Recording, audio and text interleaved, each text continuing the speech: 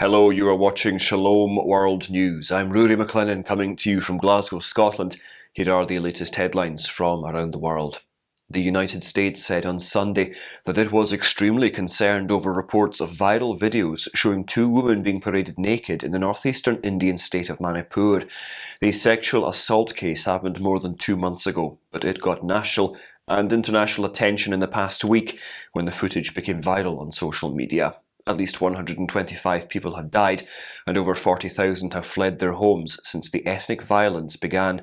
The United States has urged the authorities to address humanitarian needs while safeguarding homes and places of worship. Indian Prime Minister Narendra Modi referred to the assault as shameful and pledged to take decisive action. Meanwhile, the Manipur government has been urged by the National Human Rights Commission to put an end to the violence and violations of human rights. The Commission has also requested information from state officials on the actions taken. A Ukrainian Orthodox Church prelate has criticised Russian Orthodox Church Patriarch Kirill for endangering the unity of the Church. Archbishop Bykov of Artis made the accusation in a letter that was published on the Facebook page of the St. Elias Monastery. Citing the recent Russian missile attack on the historic Transfiguration Cathedral in Odessa, the prelate said that the Russian rocket blessed by Kirill himself flew straight to the altar. He said he strongly believes that the Russian Patriarch's personal ambitions have caused him to lose the Ukrainian Orthodox Church and other churches on the territory of the Holy Rus.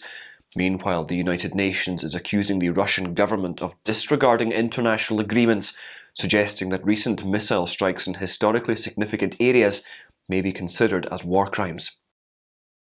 6 men have been convicted of murder and attempted murder for their roles in the 2016 terrorist attacks in the Belgian capital city of Brussels that killed 32 people and injured more than 300. The Islamic State outfit claimed responsibility for the attacks at the airport and a tube station. The court convicted Usama Attar, who's presumed dead, Mohammed Abrini, Osama Krayen, Salah Abdeslam, Ali El Haddad Asufi and Bilal El Makouhi for the terror attacks.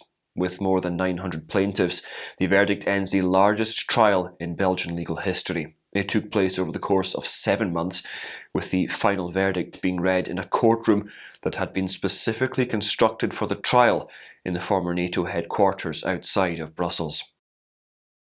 Pope Francis has established a foundation to honour the sacred memory of a Vietnamese Cardinal. The Pontiff has set up the Thuân Foundation, which replaces the Good Samaritan and Justice and Peace Foundations. Cardinal Thuân presided over the Pontifical Council for Justice and Peace from 1998 until his death in 2002. The process to beatify him is currently underway.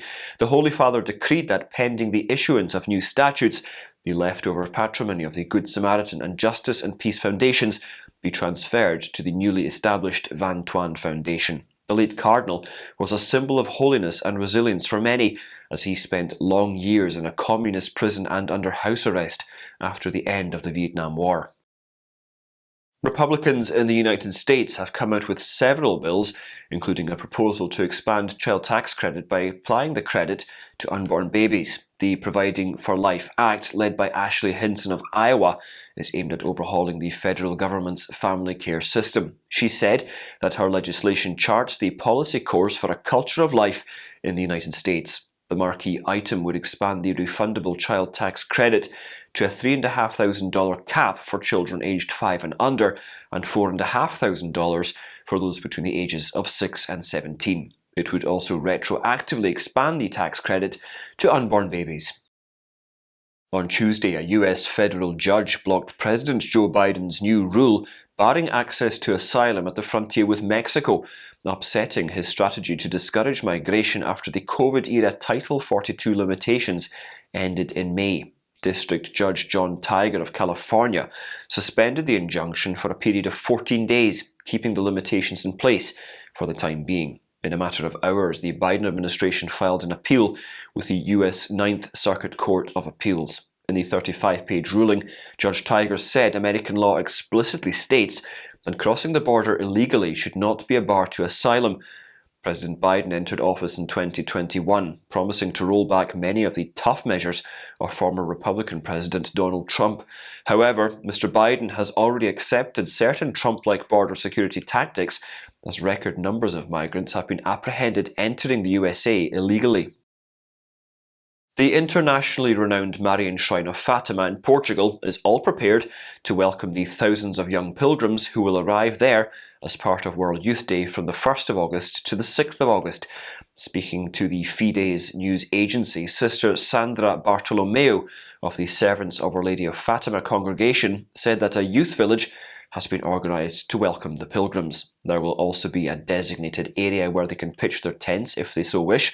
The youth village will also provide facilities to shower and have refreshments. Accommodation will be provided on a first-come, first-served basis. There is also a 25-minute workshop to be held in several languages at the youth village on the message of Our Lady of Fatima. Kerry Alice Robinson has been elected to lead Catholic Charities USA, which is the national office for Catholic charities agencies across the country, serving around 15 million people annually. She will succeed Donna Markham, who retires this summer. An expert in Catholic leadership and philanthropy, Robinson is currently serving as the executive partner of Leadership Roundtable, an influential organisation of laity, religious and clergy, to promote best practices in finance, communication and human resources development in the Church in America. When she takes over the reins in August, Robinson will be the second layperson to be at the group's helm. A graduate of Georgetown University and Yale Divinity School, she is the recipient of 7 honorary doctorates. The Supreme Court of the American state of Iowa said on Tuesday that Governor Kim Reynolds can proceed with an appeal with regard to a temporary injunction on a new anti-abortion law. Last week, the governor announced her intention to appeal the temporary ban, and the request was filed on Friday. It was during a July the 11th special session of lawmakers that the Republican-controlled legislature approved the proposal to ban most abortions after the 6th week of pregnancy when a fetal heartbeat is detected. Immediately after the governor signed it, the law went into effect. However, Planned Parenthood, the American Civil Liberties Union, and the Emma Goldman Clinic filed a lawsuit challenging its legality. On July the 17th, Judge Joseph Seidlin granted an injunction to pause the law as the courts decided on its constitutionality. While the new law has been temporarily banned, abortion remains legal in the state up to 20 weeks of pregnancy. A prominent Nigerian ecumenical group is urging the government to create economic policies that will address the prevailing hardships of the nation. The Christian Association of Nigeria said in a statement that the governments at state and federal levels must develop comprehensive economic policies that promote inclusive growth, job creation and social well-being. The group's president, Archbishop Daniel Oko, said the recent removal of fuel subsidies has placed an enormous burden on Nigerians who are already struggling. The group also wants the Bola Tinubu-led government to engage with critical stakeholders in a meaningful dialogue to explore sustainable solutions to the current situation in the country. Meanwhile, in India, the National March for Life will be held in the western city of Pune on the 10th of August. The second edition of the Pro-Life March is being organised by the Catholic Charismatic Renewal International Service. The event will begin with a pro-life exhibition at St. Patrick's Cathedral Hall, followed by a public gathering, during which cardinals from across the country will address those gathered. Prominent members of the pro-life movement will also speak to the attendees. The 1.5-kilometre prayer walk will then be waved off by Cardinal Oswald Gracias of the Archdiocese of Bombay. The events of the day will come to a close with Holy Mass. In the United States, the Supreme Court of Michigan said on Monday that a woman can seek custody of her partner's child who was born before their same-sex relationship came to an end. The court published the ruling in the lawsuit involving Carrie Pueblo, who was involved in the raising of a boy born to her same-sex partner Rachel Haas. Pueblo insisted that only Michigan's previous prohibition of so-called same-sex marriage prevented their being married, thus giving her a legally recognized role in the life of the child, even if the so-called marriage had ended.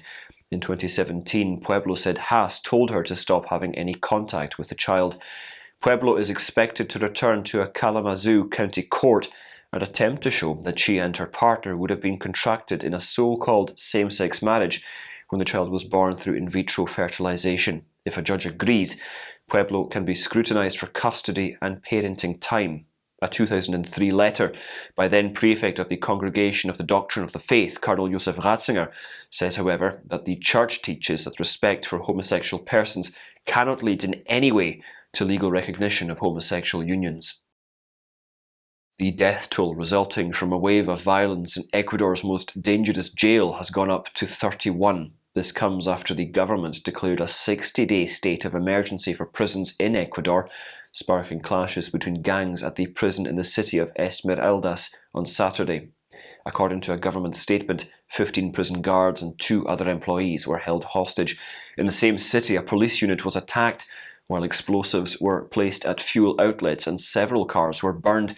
In Guayaquil, at least 2,700 heavily armed soldiers and police officers entered the Penitenciaria de Litoral prison and regained control of 3 blocks with the help of controlled explosions. Inmates used firearms during the clashes and set fire to facilities using gas tanks. Ecuador is witnessing surging prison violence after presidential candidates for the August the 20th elections promised prison reforms. More than 1,000 arrests of human traffickers were made around the world as a result of a collaboration between 2 agencies that promote transnational police cooperation. The joint operation by Interpol and Afripol was codenamed Operation Flash Weka. It was carried out in 2 parts between May and June to dismantle the organised crime networks responsible for human trafficking and migrant smuggling throughout Africa and beyond. Local law enforcement in 54 countries collaborated with Interpol and Afripol to identify, apprehend and halt criminals working across international borders using the organisation's worldwide criminal databases. Interpol Secretary-General Jürgen Stock said the leads generated by Operation Flash Weka would result in further arrests. The operation also exposed a rise in online recruitment through e-commerce platforms such as Q.net, with networks identified in Burkina Faso, Cameroon, Cote d'Ivoire, Ghana, Guinea and Mali. And those are your latest headlines. Do join us again tomorrow for more, and do remember you can always visit swnews.org for more updates. Shalom.